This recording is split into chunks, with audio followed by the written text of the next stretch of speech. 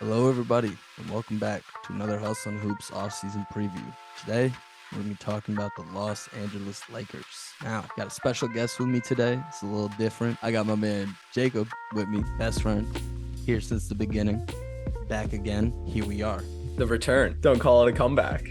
I mean, yeah, the USA soccer team is losing, but don't call it a comeback. JD, always with the references. All right, let's get right into it with the NBA draft. The Los Angeles Lakers with pick number. They picked at number 17 in this year's draft, Jalen Hood-Schifino from Indiana, and I'll let you talk about him because I know Douv has a little bit of traces back at the Indiana school. So yeah, you can talk about him. I know you saw about a little bit of clips. You're not a huge college watcher, which is fine, but around the draft time, I know you go deep diving into these clips and you do your due diligence. So yeah, tell us about Jalen Hood-Schifino, Douv. Well, I mean, out of the two prospects, I think I'm definitely a little bit more of a Maxwell Lewis fan.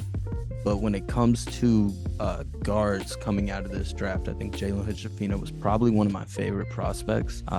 Point guard wise, I think he handles the rock real well. I think he runs the pick and roll at an excellent level for a young player. I think he shoots pretty decently well. I think he can attack the rim at a decent rate in the NBA. His physicals as well allow him to have a decently high ceiling defensively as well. I think he can do well on ball. I'm curious what his off ball role is necessarily going to look like, who he's going to be guarding. But it's, I think a really solid team to land on where you can run with, he's probably not going to be, but if you do, you can run with Anthony Davis and a high IQ guy like LeBron next to you, and some nice shooters in Austin Reeves, Gabe Vincent, Rui Hachimura, Taurean Prince. Even now, you've got some opportunities for Jalen Hood-Schifino to really shine, and if not, he will shine on the Los Angeles Lakers G League team as well. Yeah,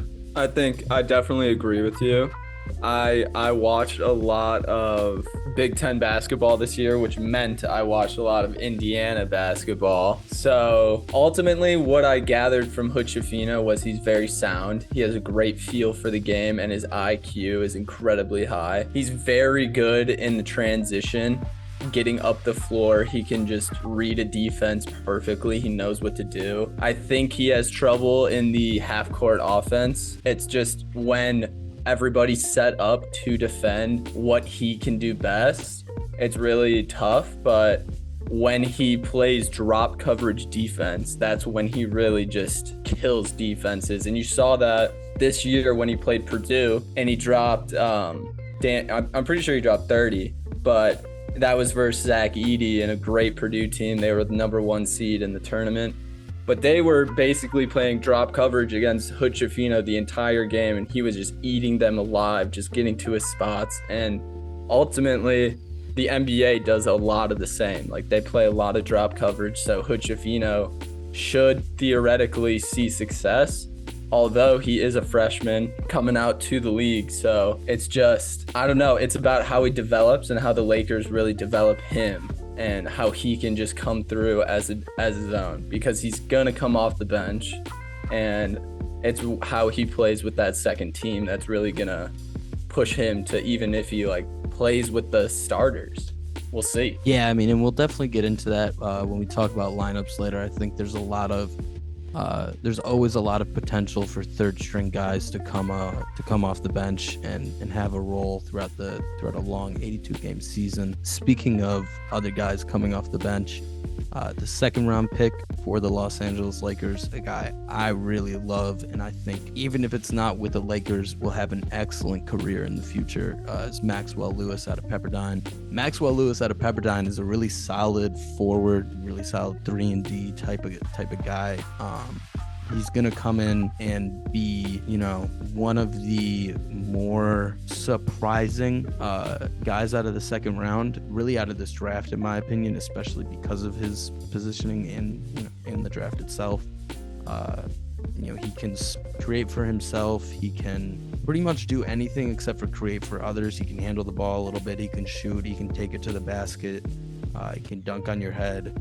and he plays pretty good defense as well. So I'm all in on Maxwell Lewis for sure. I agree. I think he can definitely do something for that second line, give them a good spark when LeBron and the first liners are out. And that's all you can ask for, because LeBron's getting old. This team is they need a ring, and especially LeBron. So it's not time to blow a lead when LeBron goes to the bench and have him get back up like 3 minutes before halftime so he can come in and just tie the game. That's not what we want this year. Yeah, and hopefully their free agency acquisitions and re-signings have made it so that this Lakers team doesn't have to completely fucking reset at the deadline again. So we'll do quick hits. We'll just go right through them, and then we'll talk about them. So the Los Angeles Lakers re-signed Austin Reeves to a four-year $53 million deal. Congratulations, Austin, for getting the bag. Get your money. Get your money. You got a player option on that fourth year as well. So I mean, it makes sense. So many other people were getting paid this summer, and when you see other people getting paid crazy amounts, like a Jakob Poeltl, Javon Carter, I mean, you throw a bag at Austin Reeves, and it's almost like you see these other contracts and you kind of feel good about it.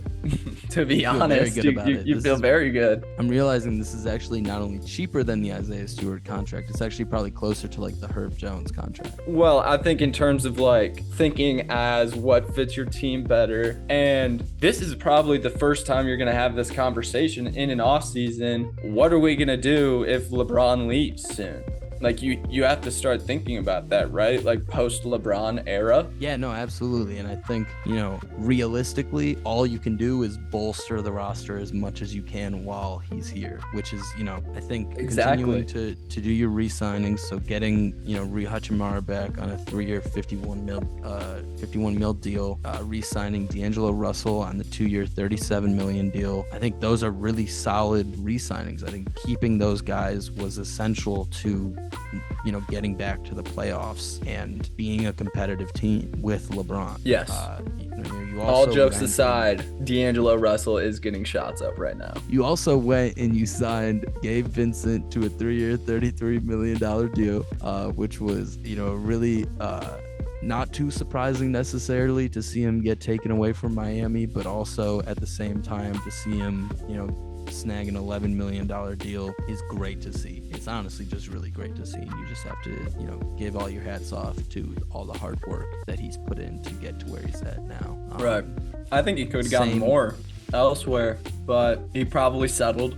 He wants to play in a good team that's fighting for a championship. And I do like this Gabe Vincent team. He'll probably I could see him being a day one starter. I would put that on there. If he has a good enough preseason, it all depends how he's looking. On how the organization views D'Angelo Russell. I think the 2-year 37 is a little like, it's either I would probably like to bring Vincent off the bench just because, well, actually, now that I'm thinking about it, do I want to bring Vincent off the bench?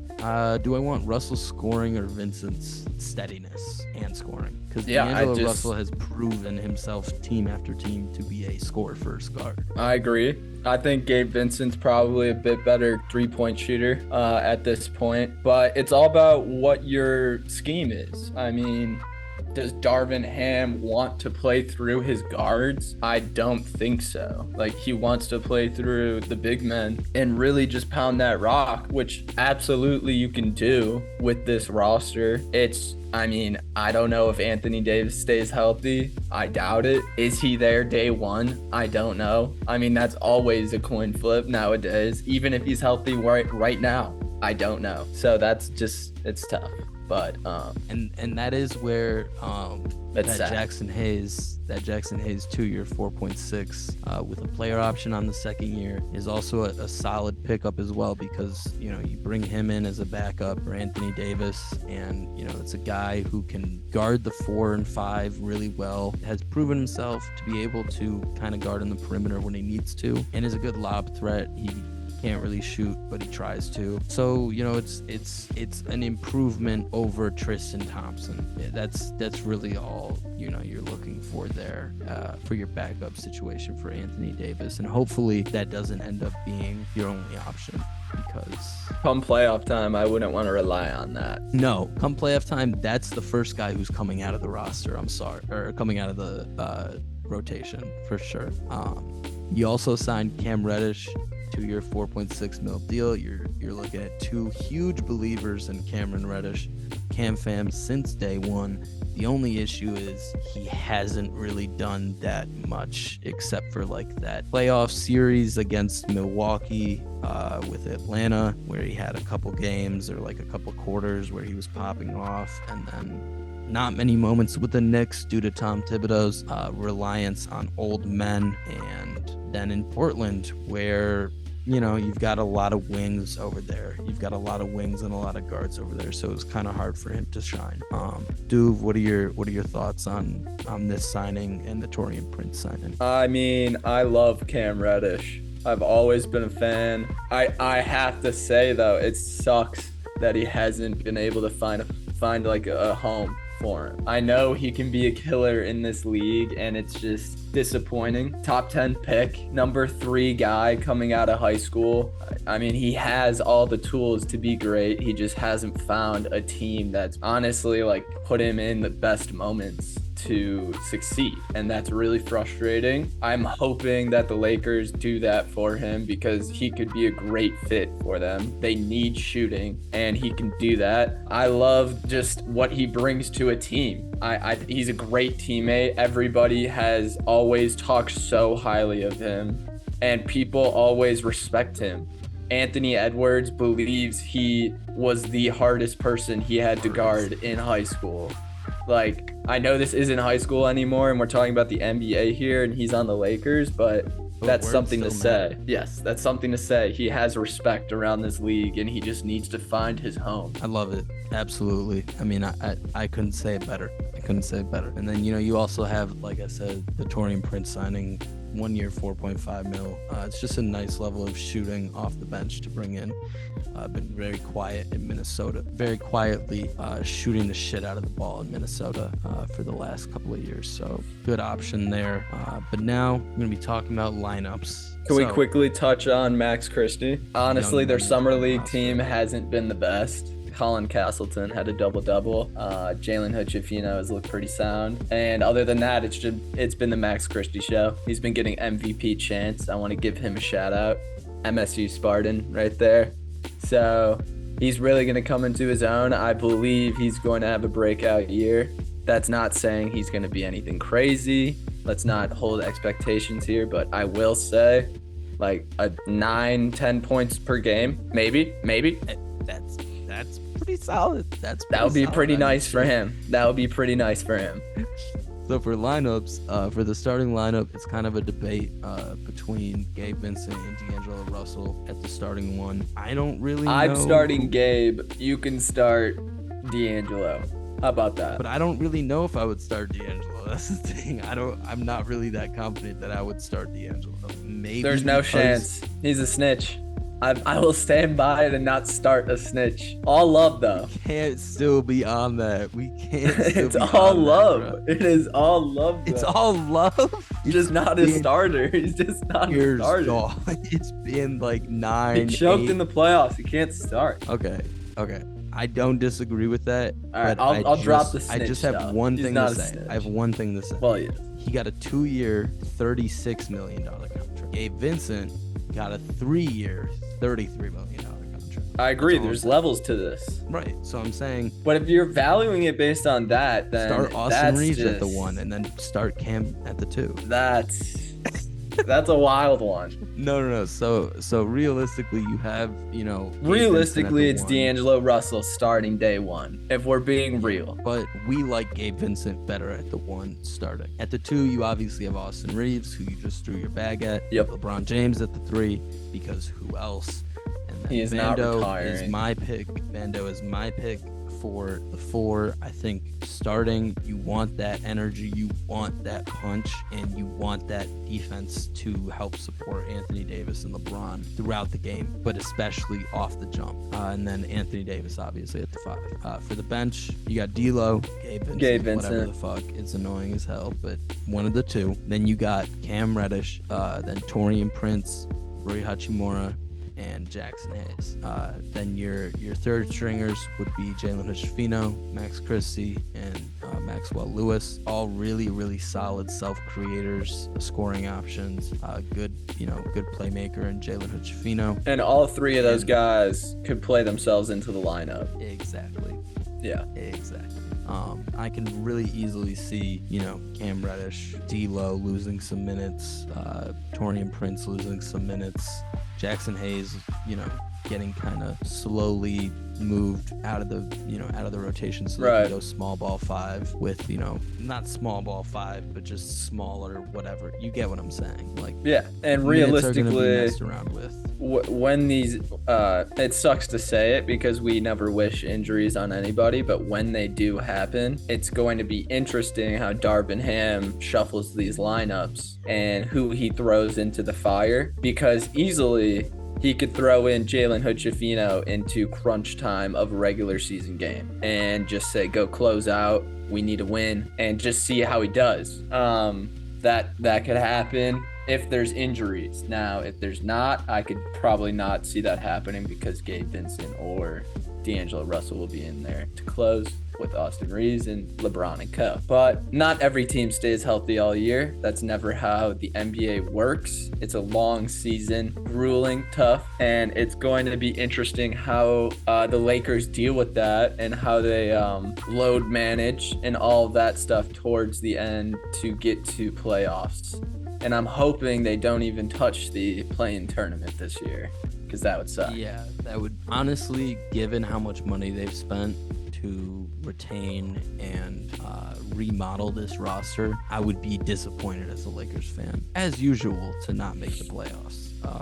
It would be difficult for LeBron, I would assume, to justify continuing to put his body on the line regular season wise. And I really do like what they've done in the offseason so far. I think it does really benefit. It's a LeBron team. You got your shooters, you've got your defenders, and you've got your big men. You've got your big man who can do pretty much everything. I really, really do like this team. Am I totally convinced that this is championship worthy? Don't know. I'm not convinced at all. I know what LeBron can do come playoff time, and if we can get that LeBron, and it's not you can't anymore say just we need that LeBron and that's enough. The NBA has changed too much, and it sucks to say it, but just that LeBron in playoff mode with a good team isn't enough. You need the Nuggets to also suck. That's how it is. You can't have Jokic. You can't run into Jokic in the playoffs. You need someone else to slay him. Or if you run into him, you have to have a godlike series and just shut them down. So the West now runs through the Nuggets. You can't just say LeBron's going to be LeBron and they're going to run through everybody. It sucks to say it. I'm a LeBron GOAT guy, and I'm swallowing pride whilst trying to say this. So that's just how it is. It's how it is. I don't disagree at all. Realistically, what I was going to say after that was that if you're not getting, the LeBron like you talked about, and all of your role players contributing at a high level, and Anthony Davis being there consistently and being aggressive and being that rim protector that we know he is. That was 5 ands. You think all that's gonna happen? That's tough. That's my point. That's my goddamn point. That is my goddamn point. And that's it's a genuine concern for this team. I think, hopefully you can make a few more moves. You've got time left in free agency. There's still plenty of time left in the off season, and I guess we'll just have to see. Yeah, thank you for having me on, Douv. Of course, it was great having you, and I hope we can do it again. Peace.